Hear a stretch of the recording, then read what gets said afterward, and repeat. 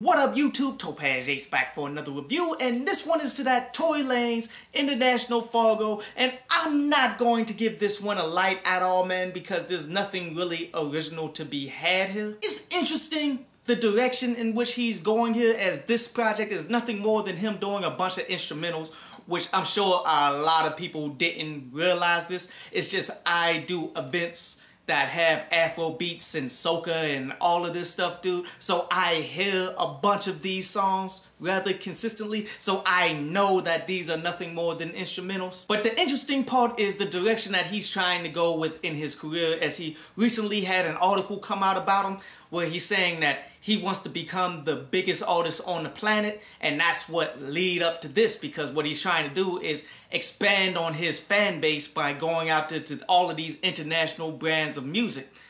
And the thing is, this isn't anything new or unique, because I mean, let's look at Drake, for example, who did whitewashed, watered down Afro beats. He pretty much provided the whole foundation in which you can do this, because, you know, I mean, a lot of music here in the western side of the world and stuff, like all music here, it becomes really big on the east. And given that Tory Lanez only became who he is right now in the game because he ran with everything that Drake was doing to begin with, it makes perfect sense that he would do this. It's just Tory Lanez is better at it than what Drake is, because Tory Lanez can actually sing. Now, to be real, I don't think it's instrumentals that's going to break him internationally. He will need to actually bring these artists out and do actual songs with them in order for it to be legitimate. But still, we are being able to see with this that he can do it.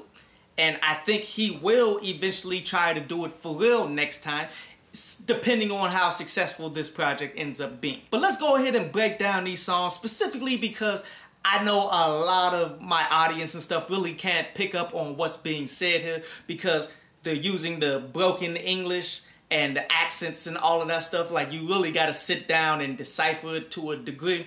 But let's start from the top with the song Touchdown, which is an instrumental song from a guy named Style OG.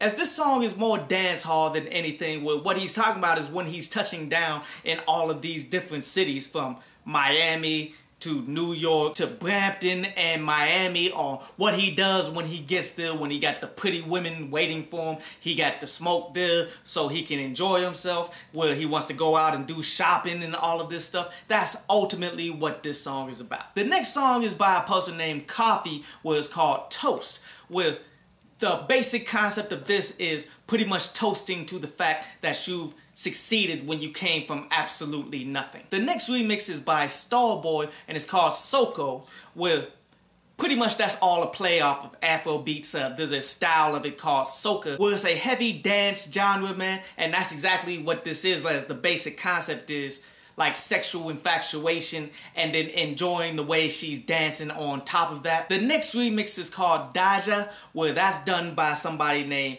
Aya Nakamura, where the basic concept of this one is talking about how women and such will talk about you to their friends, and their friends will only give the negatives so that they can smell you and such, instead of asking you directly. And the last remix is by Davido, which a lot of people should have heard of Davido. He's maybe the biggest out of Africa and stuff right now, where this fall track is an Afro beats type track, man, where the basic concept of it is wanting to give everything to this person that you actually really like, where he's saying, like, let the clothing and all the expensive cars and all of this, let it all fall on you. I'm going to give you everything that I can because I really like you.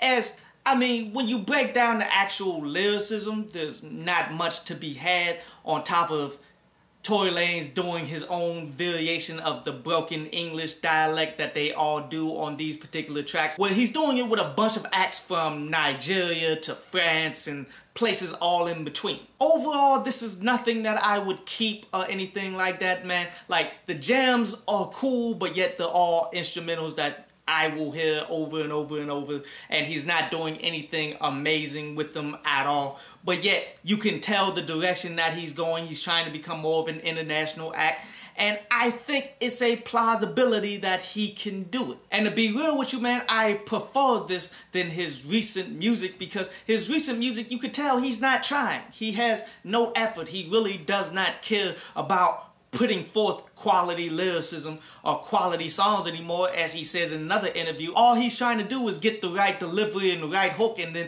therefore he's going to sell. So if he got that kind of mentality, then I'm okay with you just moving on and letting other people get the opportunity here. So I'm not going to give it a ranking, just like I didn't give it a light and all of that, man. But it's still an interesting thing to go ahead and peep out. I hope you enjoyed the show.